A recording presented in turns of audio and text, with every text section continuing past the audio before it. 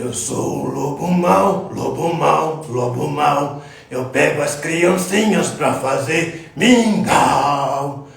Hoje eu tô contente, vai haver festança. E aí, pessoal, tudo bem? Ei, você que faz parte da maior rede de educadores da América Latina, isso? Já somos mais de 900 mil só no Instagram, somos quase 2 milhões no Facebook. E hoje nós temos aqui uma programação super especial com o nosso querido Pedro Bandeira. Para mim, o maior escritor brasileiro de literatura infanto-juvenil. Vamos chegando aí, olha, Eronice Xavier, professor _ Cutia, Geise Cruz, Luke _ Sabino. Sejam bem-vindos todos vocês. Hoje vai ser muito bacana. E eu já vou introduzindo aqui o professor e escritor Pedro Bandeira. Porque ele preparou uma videoaula, gente, ó, daqui. Bacana demais, gente. Olha, para certificado você pode se inscrever em www.redeleitura.com.br. Ei, Pedro, tudo bem? Como é que vai, querido? Estamos novamente juntos? Novamente juntos para mais uma jornada aqui na Rede Leitura. Esse projeto que realmente tem feito uma grande diferença difundindo o livro, a literatura e também os autores, viu? Eu quero já começar lhe dizendo, Pedro Bandeira, que eu curti demais a sua videoaula, né? Deliciosa mesmo. E daqui a pouco todo mundo vai acessar essa videoaula depois dessa live aqui. Morram aí de curiosidade porque está daqui. Seja bem-vindo novamente à Rede Pedagógica, Pedro. Muito obrigado. Estou bem feliz de estar aqui. Gostei bem de fazer essa aula, que o pessoal vai gostar. E vamos agora transformar isso tudo, aquela aula toda, num papo, numa justificativa, inclusive, do que nós estamos fazendo, né, meu querido? Isso mesmo, gente. Para vocês entenderem, né? Essa aula tem um staple, uma base, uma alicerce, uma infraestrutura, que é a videoaula que o Pedro Bandeira preparou com muito carinho e competência. E tem também essa live aqui que se acopla e forma algo bem legal aí para você poder ter uma aprendizagem, uma experiência de aprendizagem inesquecível. E por onde começamos, Pedro? Vamos lá. Muitas pessoas acham que estamos falando em algo muito técnico ao falar em foco narrativo, que seria um princípio de redação bastante específico, bem acadêmico, que só serve para aquela pessoa que está escrevendo e, eventualmente, escrevendo ficção, porque, naturalmente, para ensaio, a ideia de foco narrativo não é aplicável, né? Porque o ensaio é um professor dando aula. Então, sempre para ficção, mas eu diria que não, viu, meu querido? Eu acho que compreender como se narra, a partir de que ponto a câmera da cabeça do escritor se dirige, é uma informação interessante para qualquer pessoa. Inclusive você, como leitor, ao perceber como o escritor resolveu te contar uma história, te contar um enredo, como ele começa a contar, você fala, agora já sei que ele vai contar dessa maneira. Quero ver se ele está certo. Vamos ver se ele não chegou a um ponto de se desviar, de se enganar no meio do caminho. Você passa até ser um pouco... E quando você vai, puxa, como ele está indo bem, como ele está certo, como é bacana, né? Então, você consegue usufruir melhor, até de um filme. Quando você vê que um filme está muito grudado no protagonista e você vê que os outros personagens também dependem da posição desse protagonista do filme, também você vai sofrer melhor. Mas também, muito mais, quando você é professor, quando você é um pai. você, primeiro, digamos uma coisa banal, você quer presentear uma pessoa. Bom, eu tenho uma minha sobrinha, tem 12 anos, você vai à livraria ou vai a um site de compra de livros, como eu vou escolher isso? Você vai na livraria pedir ao atendente, eventualmente o atendente vai te oferecer o que mais está vendendo para aquela idade. Né? Vai falar, não, é o Harry Potter. Não, mas ela já leu o Harry Potter. Qual é é uma boa leitora? O que mais eu peço a você? É melhor você saber como. E se você tiver a ideia do foco narrativo, se você folhear um livro, você fala, esse funciona para minha afilhada de 12 anos. Tá? Ou então, eu ainda é criança pequena, eu quero interessá-lo pelos livros. Se você entender do foco narrativo, vai ser bom para você. Agora, muito mais quando você é professor. Como professor, você enfrenta uma série de dificuldades com seus alunos. A primeira dificuldade seria a falta de letramento deles. Essa criança está no 6º ano e ela não tem um bom letramento, quer dizer, ela não lê com rapidez e compreensão suficiente para entender o meu discurso. O meu discurso exige que ela entenda um pouco mais do que ela está entendendo. Eu não posso simplificar minha linguagem ao ponto desses 3, 4 aluninhos da classe compreenderem. O resto da classe me compreende. Mas isso aqui, como é que eu vou falar só a linguagem dele? Não é bastante para toda a matéria que eu tenho que dar. Então, o que eu faço com estes? É importante que você os acelere. Eles não podem ser abandonados. Não adianta você entrar na tua classe e dizer, bom, eu olhei a minha classe, tem 5 menininhos maravilhosos, mas essas meninas aqui, nossa, não, até uma média aí bacana que vai mais para lá, mais para cá, mas acompanha o meu discurso. Mas tem uns 4, 5 aqui que não vão acompanhar o meu discurso. O que eu faço? Azar deles? Como azar deles? Será que um médico, quando pegam alguns pacientes, vai, não, esses aqui estão bons, é só passar mercúrio cromo. Esses aqui, médio, eu vou ter que, talvez, operar, tirar as amígdalas e tal, vão ficar na enfermaria. Mas tem esses 5 que estão muito mal. Então eles que morram. Não vai fazer isso. Vai colocar essas pessoas num centro de terapia intensiva, vai dar muito mais atenção a essas pessoas, tá? Eventualmente, ele não vai salvar todos, mas vai ajudar. Esse sim, você também. Tua obrigação é saber como ajudar. E se você compreender, como eu vou falar, num foco narrativo, o que agradará melhor a essa criança, a essas crianças com dificuldade, você poderá indicar-lhes uma leitura mais simples, mas que ajude eles a serem acelerados ao fim de alguns meses poder chegar na média da classe. Então, você tem que entender o que é melhor para eles. Se você não compreender, que escolha você vai fazer? Então, quando sempre eu converso com meus professores, eu procuro ajudá-los nesse sentido. Porque, para mim, eu não acho que seja possível uma população brasileira que nós sabemos que temos 20 milhões de miseráveis, que metade da população adulta não compreende um pequeno texto. Como é que nós podemos ser grandes?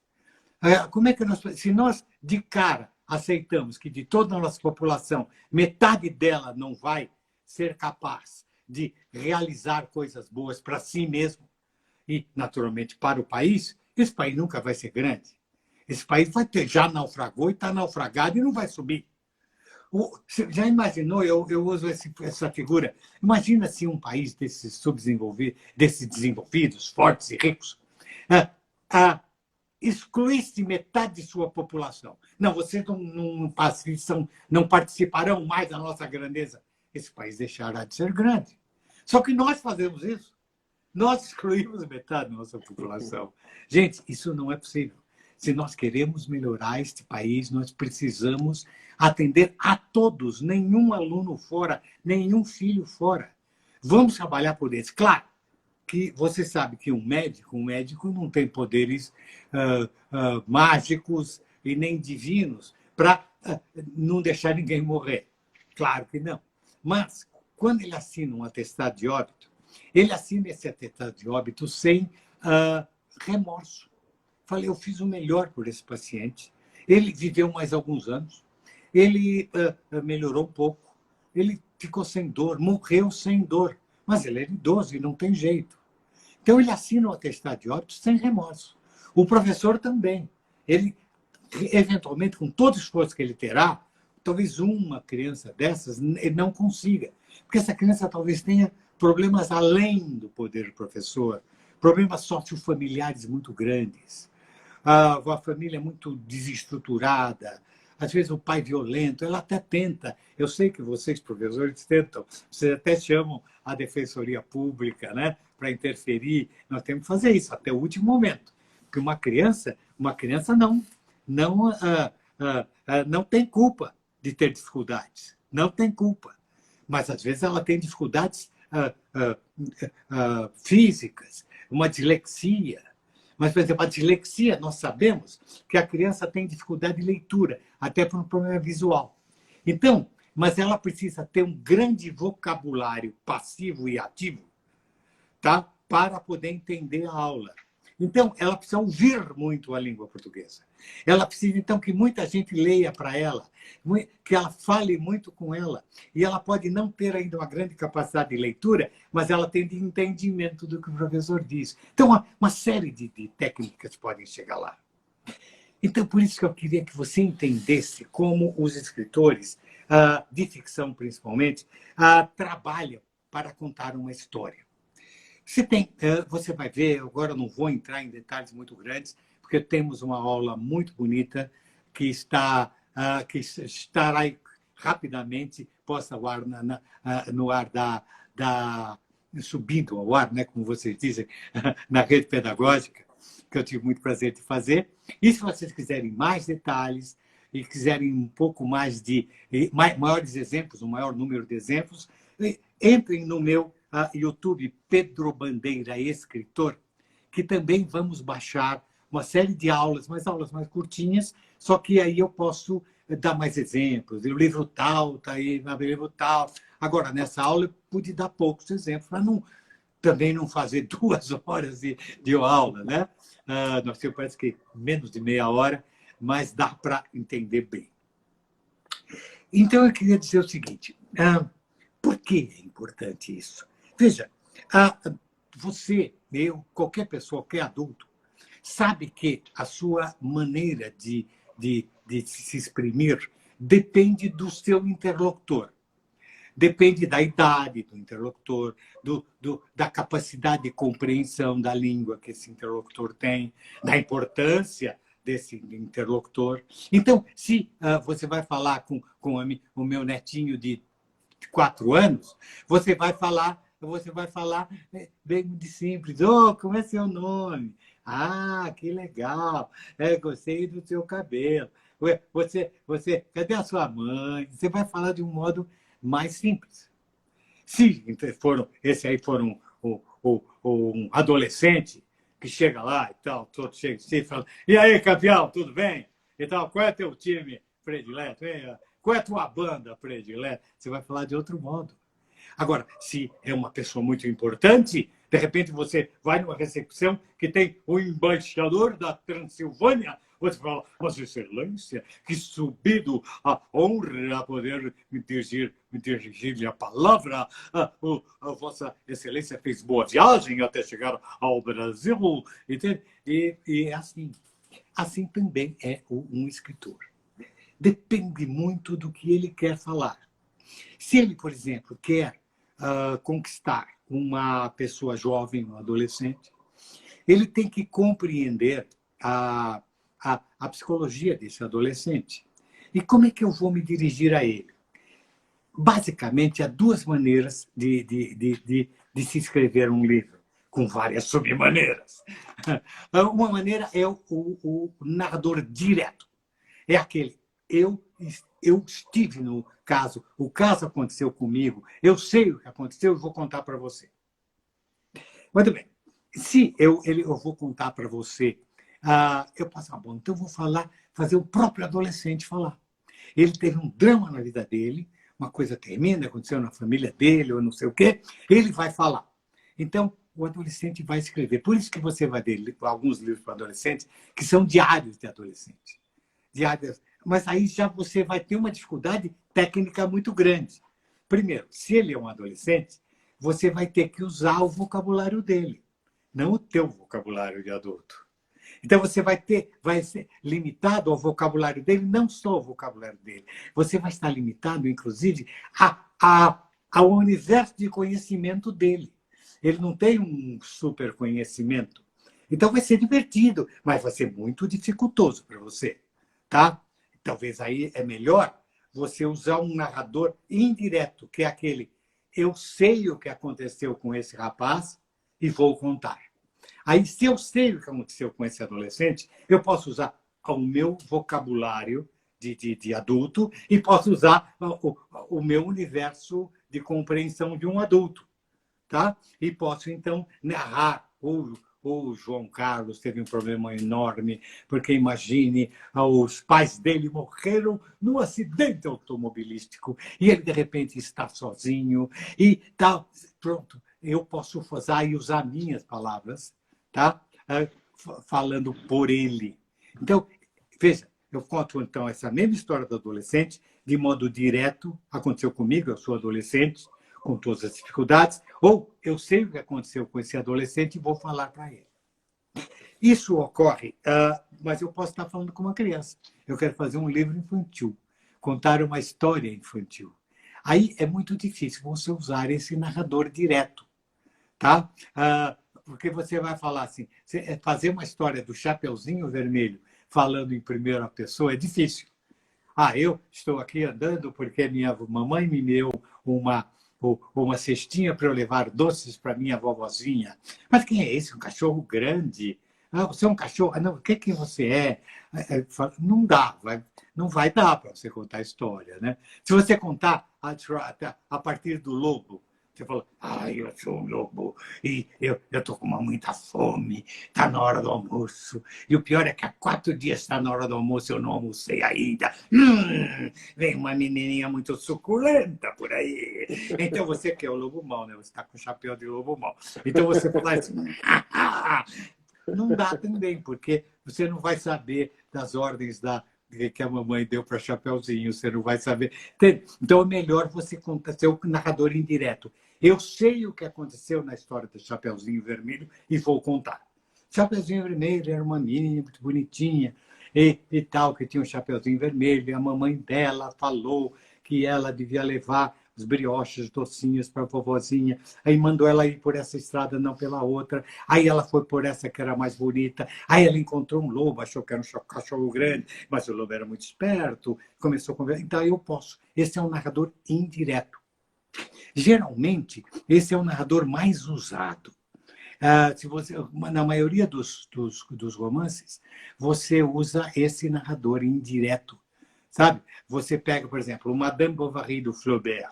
O Flaubert, se o Roberto narrasse em narrativa direta e fosse aquela mulher com todos os problemas sexuais, inclusive, que ela tem, não é? Que ela é um furor sexual, um furor uterino, como você narraria essa história?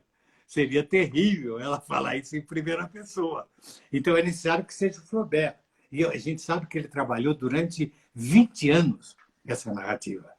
Para poder falar por uma mulher com grandes problemas, com uma histeria muito grande, com um desejo sexual desmedido, que aceita N intercursos, ele precisava até compreender, num tempo que não tinha ainda Freud, não tinha toda a compreensão psicológica que nós temos. Ele passou 20 anos, imagine ele deve ter escrito várias vezes essa história, até pegar o jeitão de escrever essa história. Tá? Então, veja, nessa hora você tem que conhecer muito o teu personagem e o que ele pensa, de modo que ele possa agir de maneira que lógica dentro da psicologia desse personagem. Tá? Então, veja, então, quando eu estou procurando um livrinho para presentear a uma criança, eu tenho que saber que criança gosta muito de fantasia. Que a criança aceita qualquer coisa. A criança aceita que os objetos falem, que os bichinhos falem, numa boa. Se você fala para ela que aí o coelhinho estava pulando pela floresta, estava com muita fome e falou assim para a tartaruga: tartaruga, você não tem uma cenourinha para me dar? Ela entende perfeitamente que um coelho converse com uma tartaruga e peça uma cenoura para uma tartaruga. Para isso é normal, absolutamente normal. Tá? Se você fala, tem um menino que vai chutar a bola fala: não me chute, que eu estou com dor de barriga. Você aceita que a bola possa falar. A fantasia para ele é a maneira que ele tem de tocar a realidade. Se essa criança chegar aos 7 anos e você falar que o coelhinho falou para a tartaruga, fala: mas que é isso, eu não sou mais criança. Vai. Ele já não aceita. Ele já prefere que seja uma criança como ele. Tá? Então, se você está procurando um livro para o seu filho ou para o seu aluno, procure algo dentro do gosto dele, porque ele precisa gostar do livro. Então, se ele tem 8 anos e o heróizinho da história que você pegou é um protagonista da idade dele, que está passando por uma aventura, bom, há muita possibilidade dele gostar desse livro. Mas se, por exemplo, for um velho dando conselhos para um menino de 8 anos, você fala: não vai dar. Esse menino está cheio de todo mundo dar conselho para ele. Ele não vai gostar desse livrinho. Então, você mesmo, ao folhear o livro, você já vê se pode se dirigir melhor para a pessoa que você quer presentear. Porque é muito importante você, adulto, professor, pai, mãe, oferecer livros que venham a agradar o teu alvo, que pode ser teu filho, teu sobrinho ou teu aluno. Porque você precisa que ele goste de ler. E ele só gostará de ler se a leitura falar alguma coisa para ele. Não a você. Você fala: não, esse livro é bom, porque fala de proteção da natureza, sabe? Né? Então, eu vou dar para o meu filho, para ele entender a proteção da natureza. O moleque não está nem aí, ele tem 8 anos, ele não tem um livro que defenda a ecologia, ele não sabe direito ainda o que é a ecologia, sabe? Então, veja qual é a dose do medicamento que você está dando para ele. Isso tudo tem que ver com o narrador. Tá? Não adianta. Não adianta. Então, sabe, esse tipo de... Você é adulto. É como se você fosse um médico dando o remédio certo para o seu paciente. Você tem que buscar o remédio certo para o teu aluno e para o teu filho. Você mesmo, quando procura um livro adulto, você procura histórias que tratem de problemas que a tua maturidade abarca. E a tua maturidade pode abarcar coisas fora de você. Você pode se preocupar com uma história de espionagem entre a Rússia soviética e os Estados Unidos. Você se interessa, puxa, bacana, emocionante, você lê um livro numa boa. Embora isso não faça parte da tua vida, mas você já abarcou muito mais. A tua maturidade é absoluta. Tá? Então, você pode... Esse livro, se for bem escrito, se for uma história boa, você pode gostar dela. Tá? Mas para as idades de 15 anos para baixo, é preciso que haja individualidade do leitor. E você tem que compreender isso. Tá? Então, eu falei de 2 tipos de narrador. O narrador direto, que é o que isso aconteceu comigo e eu vou contar, ou eu sei o que aconteceu e vou te contar. Tá? Mas dentro desses há vários. Por exemplo, como eu disse, o narrador direto, se ele for uma criança, ele vai ter uma visão diferente da do adulto. E aí eu queria dar um exemplo, que preste atenção, porque esse não está na aulinha que vocês vão ler. Que é um livro que eu adoro e até aconselho para a criança a partir de 9 anos até 14, se você quiser dar de presente, dê.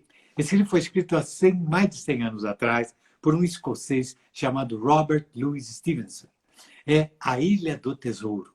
É o melhor romance de pirataria, né? Tem o Pirata do Caribe, que jamais foi escrito. Porém, se essa história fosse narrada por terceira pessoa, não seria tão interessante como é, porque quem narra a história é um menino de 10, 12 anos, que é o Gene Hawkins. Ele narra. Então, as cenas todas que acontecem porque ele está ouvindo, porque ele está presente. Tem uma hora que os dois piratas têm que estar discutindo coisas contra ele e os amigos dele, e ele vai no navio que ele está viajando, tem uma cesta uma barril cheio de maçãs, mas já está no fim, só tem uma maçã lá no fundo. Então ele entra no barril para pegar aquela maçã. Na hora que ele entra, os dois começam a dizer, começam a conversar coisas contra ele.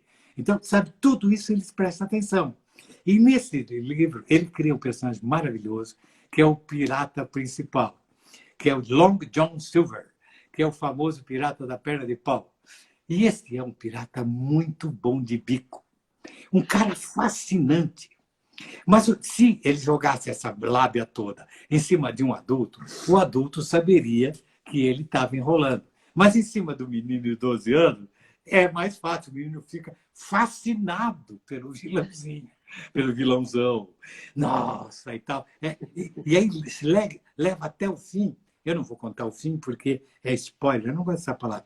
É revelar o final, né? Porque você vai ver que gostoso que é o final, pelo fato de o menino estar narrando.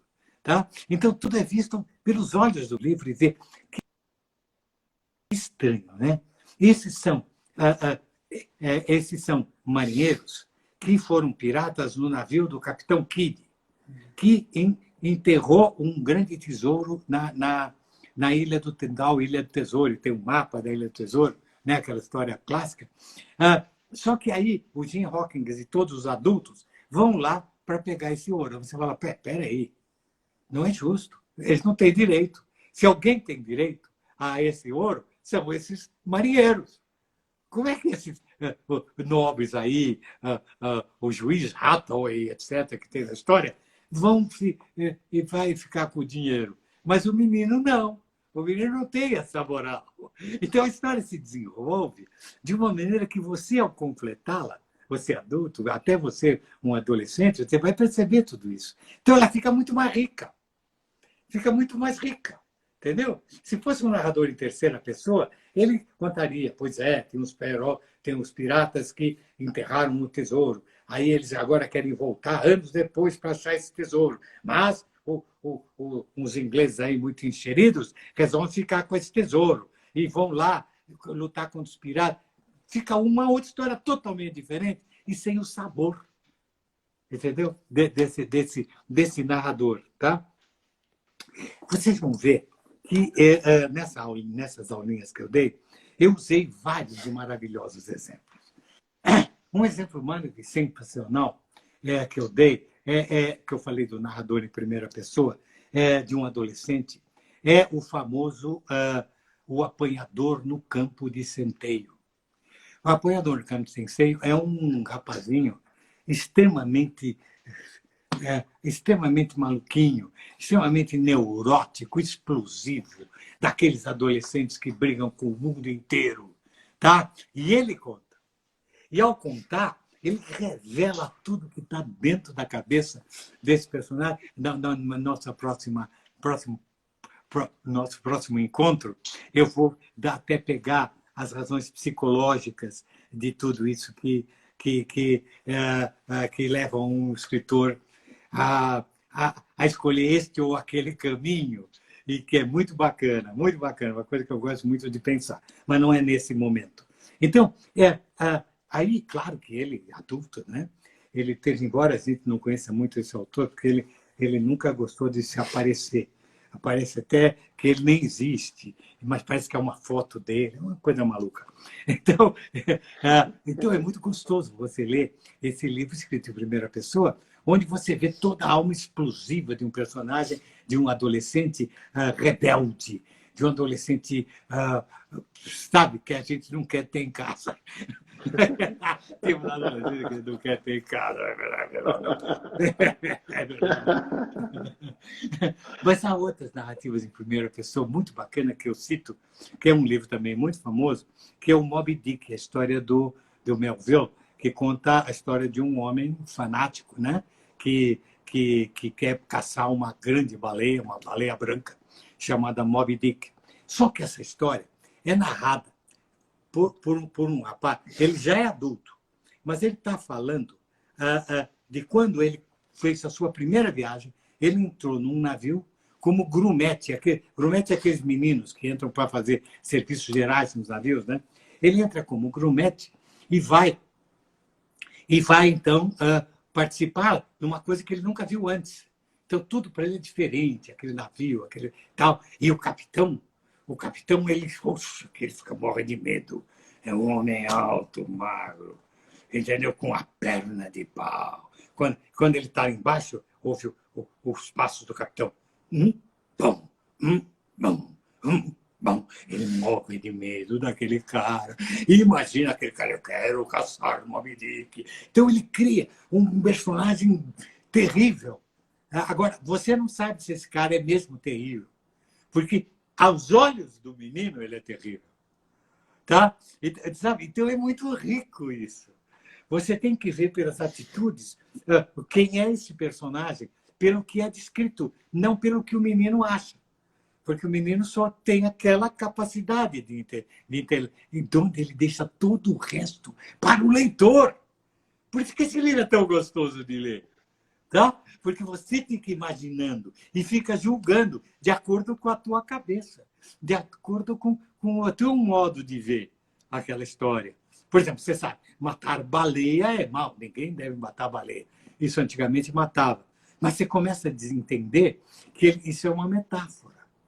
Aquela baleia é tudo que nos leva a perseguir um final louco, um final impossível, sabe? Um final impensável, inalcançável. Sabe? Eu quero ficar tão rico quanto o Bill Gates. Sabe? Então, sabe, aquela coisa que você vai e acaba se enterrando, porque o teu sonho é inalcançável. Tá? Então, ele passa a ser todo aquele livro uma grande metáfora. E é uma metáfora na qual você mergulha, uau! Né? Então, eu dei todos esses exemplos, e mais detalhadamente, eu dou nessas outras aulas que estão no Pedro Bandeira Escritor, mas ela está muito bem condensada em 24, 25 minutos na aula que a Rede Pedagógica está acabando de pôr. Gostei muito de fazer, porque eu pude pegar o essencial, sabe, disso aí, para mostrar para você que, se você souber isso, a tua capacidade de leitor vai aumentar muito. E o teu prazer de ler aumenta. Sabe? Porque você fala, pô, está aberto para mim. Eu acho isso, é para eu achar.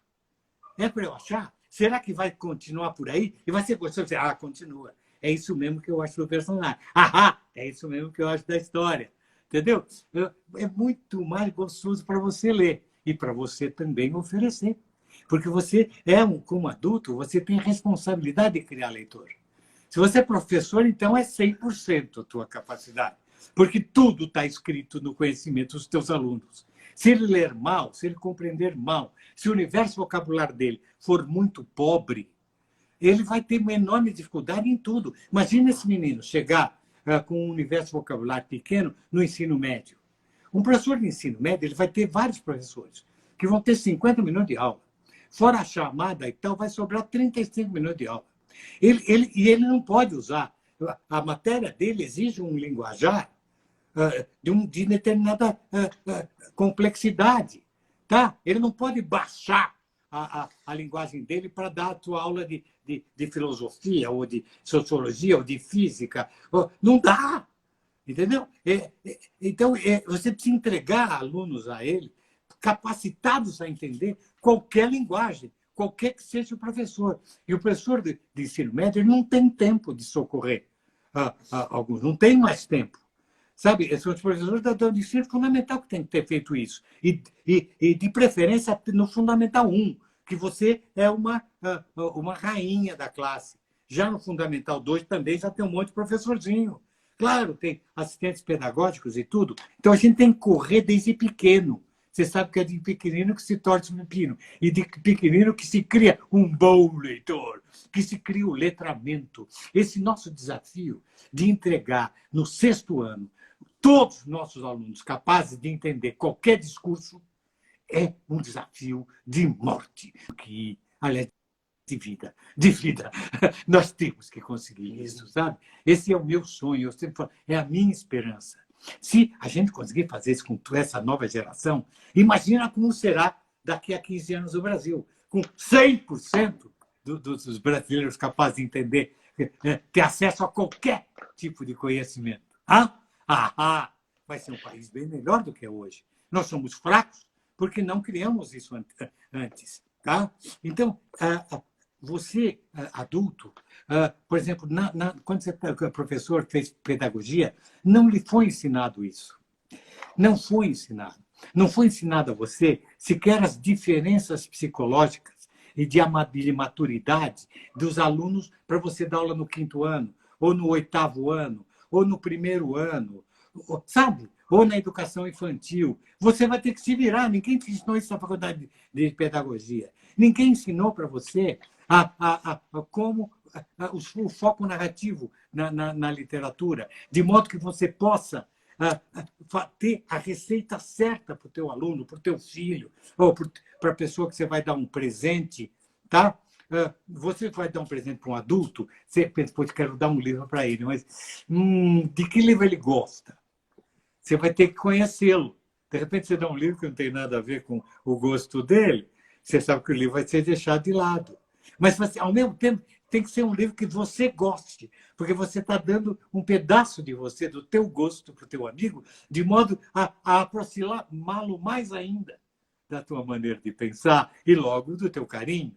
Tá? Então, veja, o conhecimento disso é muito gostoso. Ainda que você seja um advogado, ou você seja um professor de música, sabe? Você é adulto. Então, você tem que ter esse tipo de conhecimento para a tua própria, para tua própria capacidade de penetração na literatura. Puxa vida, agora temos pouco tempo, caramba. Viu? Então, gente, eu estou tentando fazer o resumo do resumo do resumo do resumo. Mas, por favor, a rede pedagógica vai botar essa aula, não é longa, são apenas 20 e poucos minutos, e não é chata, juro. E no Pedro Bandeira Escritor, são 6 aulas, mas de 8 minutinhos cada. Você pode, sabe, vai devagarzinho. É importante para você. Não só como professor, não só como pai, não só como mãe, não só como madrinha de uma criança, mas também como você como leitor. Você tem que se engrandecer como leitor para poder aproveitar mais de sua leitura. Tá? Você não é, entendi o livro, mas você perdeu tanta coisa no meio do caminho. Tá? Se aprimore. Agora, escuta, você deve ter ficado com 1000 dúvidas e 1000 coisas. Eu estou aqui às ordens. Nós temos mais uns 20 minutinhos, se tanto, né? Para poder responder. Você, por favor, leia as perguntas e me diga, querido. Todo mundo te conhece já aqui, né? Mas eu queria, para quem chegou agora, tá? Né? É ele mesmo, é o Pedro Bandeira, gente, autor de grandes livros. Até separei aqui meus dois preferidos, olha. Esse daqui, ó, Pântano de Sangue. E esse daqui, ó, A Droga da Obediência. Livros fantásticos, né? Pedro Bandeira, esse grande escritor, está aqui com a gente dando essa aula, gente. Olha, e essa aula se acopla, ela se conjuga com uma videoaula que será liberada daqui a pouco no canal da Rede Pedagógica. E o Pedro já anunciou também que preparou, né, 5 aulas de 8 minutos, 5 vídeos curtos, né, que vão estar disponíveis lá no Pedro Bandeira, escritor, no YouTube, e a Rede Pedagógica recomenda de montão. Gente, olha, e esse certificado aqui, olha, você pode emitir o seu de participação nessa live com Pedro Bandeira. Eu valorizo demais. É um certificado que vale ouro. Como é que você emite o certificado?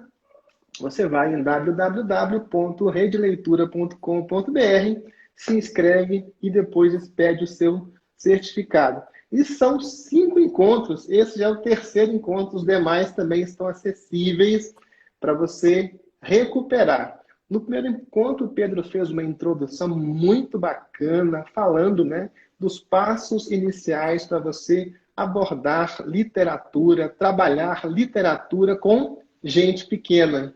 No segundo encontro, ele falou sobre a diferença entre razão, não é, e emoção. E nos explicou aqui que a literatura se endereça à nossa estrutura emocional. Foi bacana demais.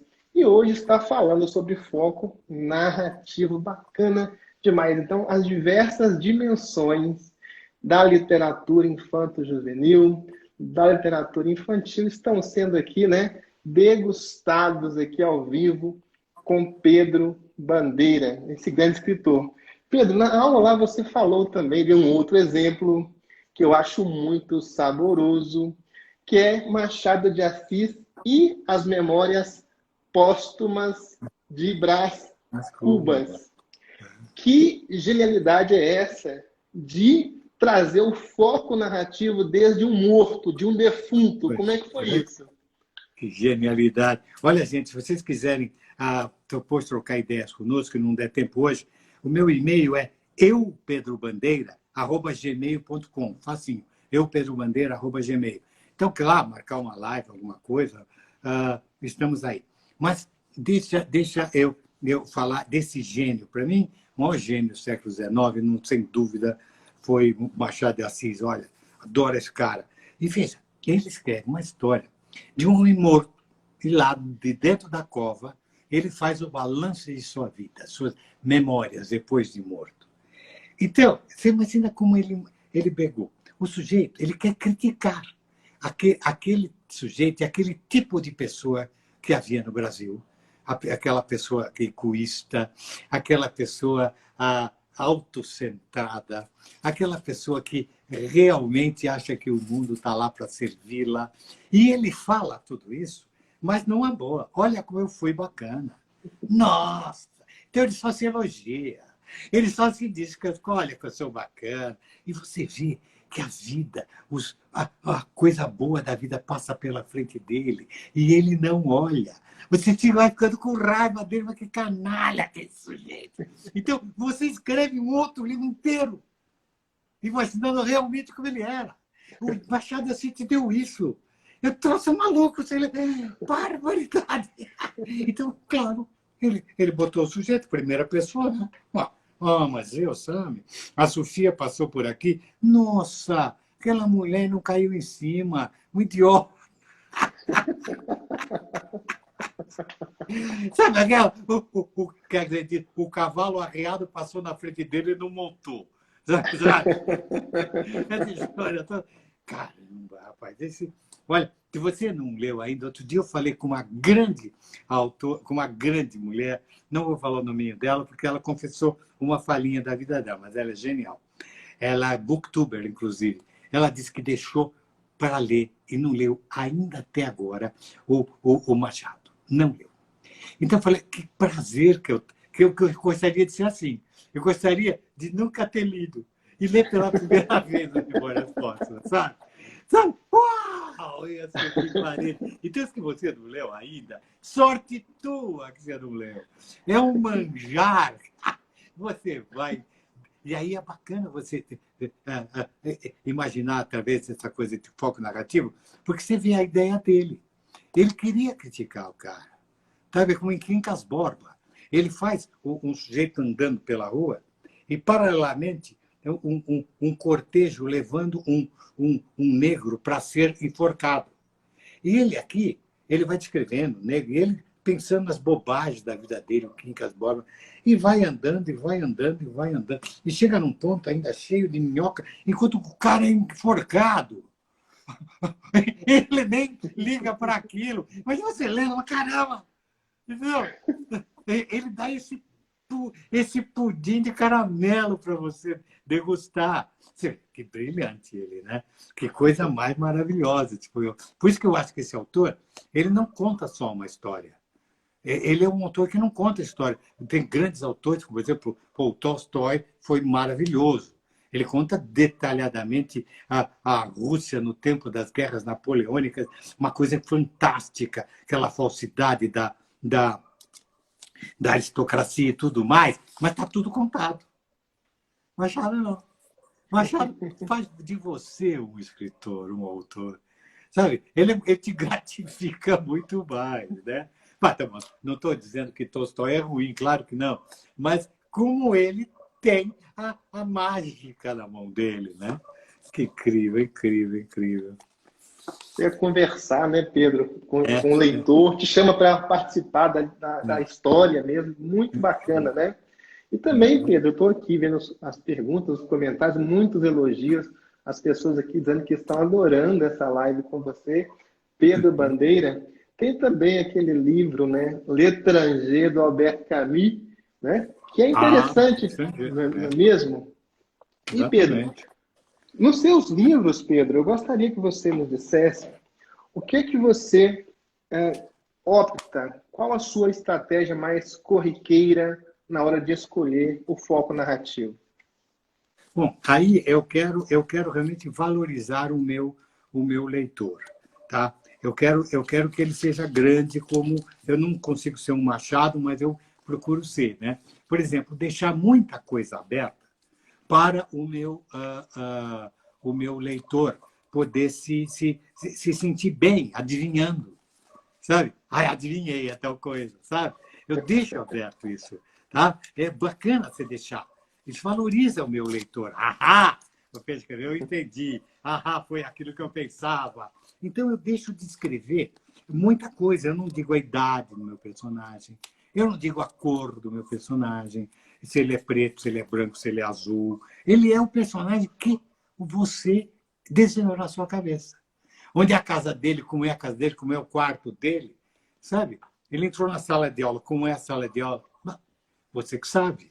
Então, tudo fica para você completar. Tá? Então, eu tenho, inclusive, um livro chamado Agora Estou Sozinha, que é a paráfrase de Hamlet, do Shakespeare. Porque Hamlet, lido de trás para frente, dá o nome Thelma, com H no fim. Então, eu transformei o Hamlet na Thelma. E tem uma hora em que o Hamlet tem que se fingir de louco para poder melhor investigar o tio dele, para ver se foi o tio dele que matou o pai dele, coisa assim. Então, a Thelma também. Então, ela se finge de maluquinha e tal. Então, entra um médico, ela está com um livro na mão, fala, puxa, Thelma, você está lendo? Fala, não, estou escrevendo. Mas como? Você está escrevendo? Sim, eu estou completando tudo que o autor não pôs no livro.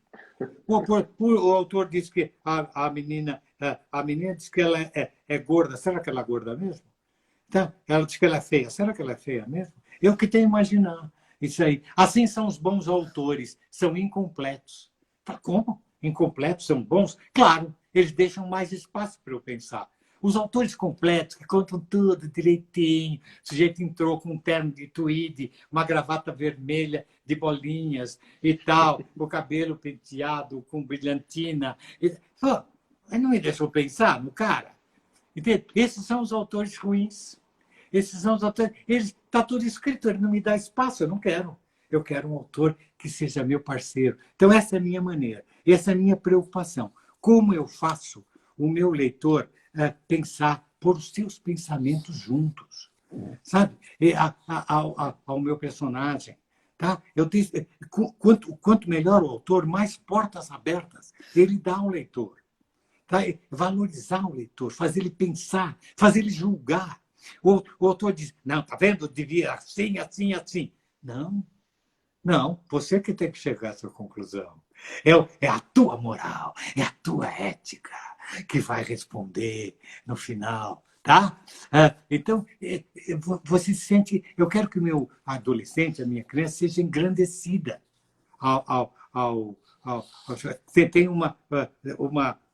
Não sei se eu já contei a história do cachorrinho, que ele tem um cachorro louco e ele ouve um barulho de escapamento de motocicleta. Pá!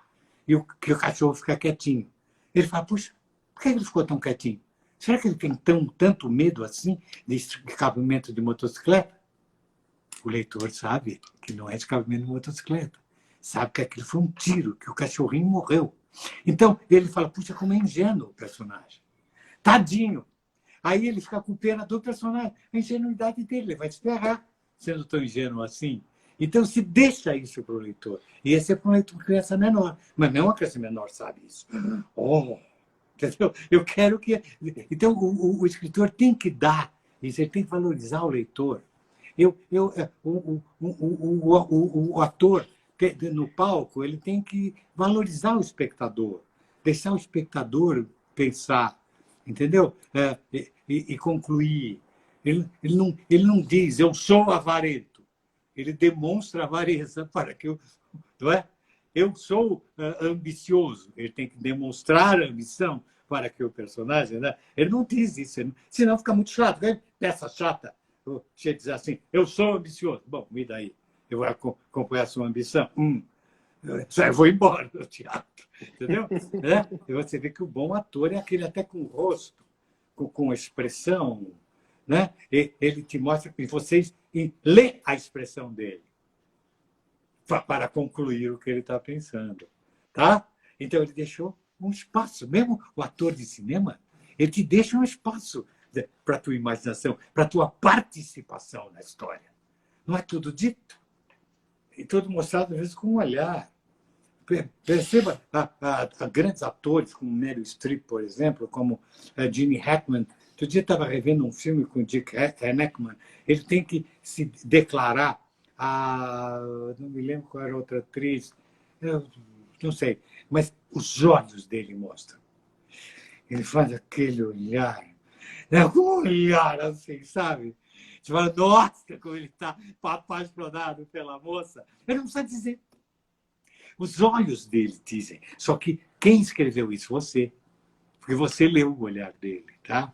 Então, tudo isso a gente tem que ser sutil. E ao você ser sutil, você enriquece o teu espectador ou o teu leitor. E mais uma pergunta, porque não respondemos nada. Fala.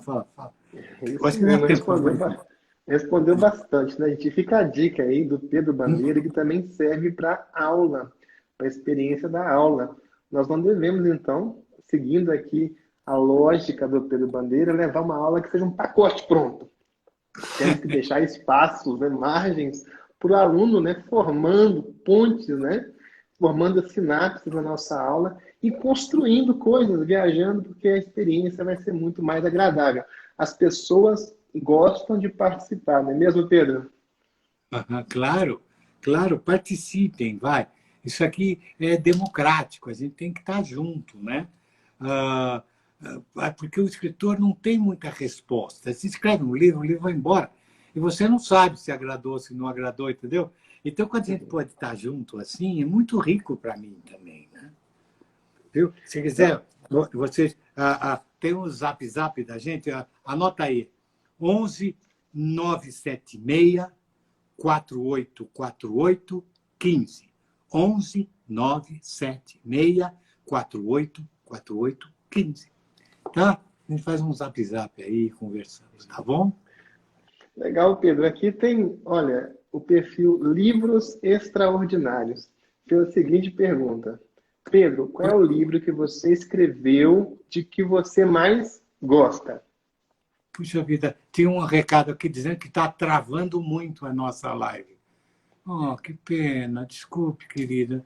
A gente não sabe aqui se está travando muito, você acha? Mas é o seguinte, pessoal, quem está tendo esse problema com travamento, não esquenta a cabeça. A live vai ficar disponível inteira, sem travamentos, no feed aqui do Instagram da Rede Pedagógica, no YouTube também. E você vai poder acessar tudo direto, sem nenhum tipo de intercorrência. Fiquem tranquilos. Daqui a pouco já está salva aí e à disposição. Qual seria, então, Pedro? Qual o livro que eu mais gostei de ter escrito? Isso. Verdade, e como é que é o foco narrativo? Para a gente amarrar aqui com o nosso tema de hoje, como é que é o foco narrativo dele, né? Olha, tem um foco narrativo que eu gostei muito, que foi o seguinte, eu quis falar para jovens sobre os demagogos, os políticos que querem nos enganar. E eu quando eu escrevi na época, a minha inspiração era um sujeito que foi presidente da República do Brasil, chamado Jânio Quadros, que era um cara que falava uma coisa e fazia outra. Né? Foi um horror. Mas aí saiu, quando o livro foi sair, era no tempo do Collor, e cabia como uma luva no Collor. Tá? E olha, populista, demagogo tem bastante. Eu quis contar essa história. Então, eu fiz uma fábula medieval em uma cidade pacata, quietinha, e aparece no alto do morro uns gritos, uns urros, uns uivos e uns barulhos enormes. E aí aparece um cavaleiro armadurado e diz: não, é que lá em cima do morro tem um dragão feroz, que está para atacar a cidade. Eu sou um grande caçador de dragões. Porque na época tinha o caçador de Marajás. Mas eu vou embora. Não, não vai embora, pelo amor de Deus. Eu sou caçador de dragão, fica aqui. Ah, é? Tá bom, então eu fico. Né? E aí ele vai ficando, vai exigindo um monte de coisas. Né? Na verdade, claro que não há um dragão, como as pessoas dizem, né? O comunismo me elejam porque o comunismo... Cadê o comunismo? Não tem comunismo nenhum. Mas você cria o comunismo. O outro criou Macarajás. O Jânio tinha criado a vassoura dos corruptos, nunca lutou contra os corruptos, que era mais corrupto que os corruptos.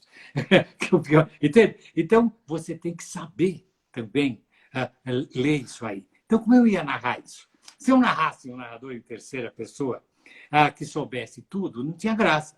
Porque eu já dizia, aí veio o vigarista do cavaleiro de armadura, estragou. Então, eu criei um personagem muito ingênuo que faz parte do povo. E ele acredita no vigarista. E o tempo, ai, que bacana. Ele, nossa, você não imagina que sorte a nossa que ele apareceu para nos defender do dragão. Imagina se o dragão nos ataca. Então, eu fiz um narrador de primeira pessoa insciente. Ele não sabe o que está acontecendo. Então, o que ele narra não é a verdade. Então, sobra ao leitor dizer, nossa, que esse cara é idiota. Ele acredita no cavaleiro, vai dar um maior rolo. E o cara cada vez mais exige o poder, exige as melhores comidas e tudo mais. Então está roubando a cidade. Não, claro, sim, doutor. Sim, seu cavaleiro está aqui, o senhor precisa. Não, porque coitado do dragão, né? Que nem nós, né? Porque, não, o comunismo vem aí, então nós precisamos apoiar esse cara que diz que vai acabar com o comunismo. Quando ele vier, ele está lá em cima do morro. Se ele sair, o comunismo desce de cima do morro, mas nunca desceu esse tal de comunismo. Mas muita gente usou o comunismo para nos enganar, né? O comunismo é o dragão lá em cima. Então, é bacana, porque o leitor lê e ele escreve a história.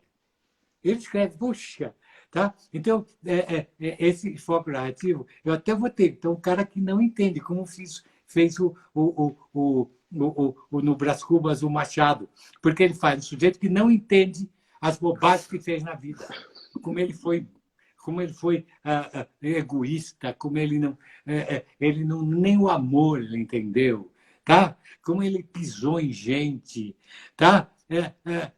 Você escreve essa história. É mais ou menos como eu fiz nesse livro que se chama O Poeta e o Cavaleiro. Vale a pena. Muito interessante, viu? E atual, né? Muito atual, velho. E sempre será, porque nós sempre vamos ter alguém que chega para o nosso povo, que é iletrado, que não sabe ler direito, que não entende um texto. Metade do nosso povo não entende um texto. Aí chega um cara e diz, eu vou, me elejam porque eu vou fazer um salário família de R$ 1.500. Aí vota nele e ele não faz um salário de R$ 1.500. Porque acredita em qualquer mentira que se diga. É difícil a gente entender o que diz um político, porque o político diz o que você quer ouvir. Ahá! Tá? O escritor não. O escritor escreve aquilo que você quer escrever. Você quer concluir. A conclusão é sua. O político não. Ele vem com uma conclusão pronta e diz, pode deixar. Eu sou o grande caçador de Marajás. Eu sou o grande caçador da corrupção. Eu sou o grande combatente do comunismo chinês, sei lá, o birmanês. Sabe, se inventa dragões para que a gente acredite, gente. Caramba, e nós tantas vezes acreditamos em dragões inventados para nos enganar. Tá?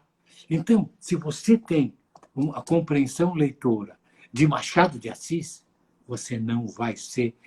Se você escrever um livro junto com Machado de Assis, você não vai ser enganado. Você vai votar muito melhor. Ninguém vai te enrolar, tá? Para depois você falar, puxa vida, não sabia que esse cara era um malandrão, viu? Um malandrão que só queria meu voto, sabe? Só queria ficar aqui e pegar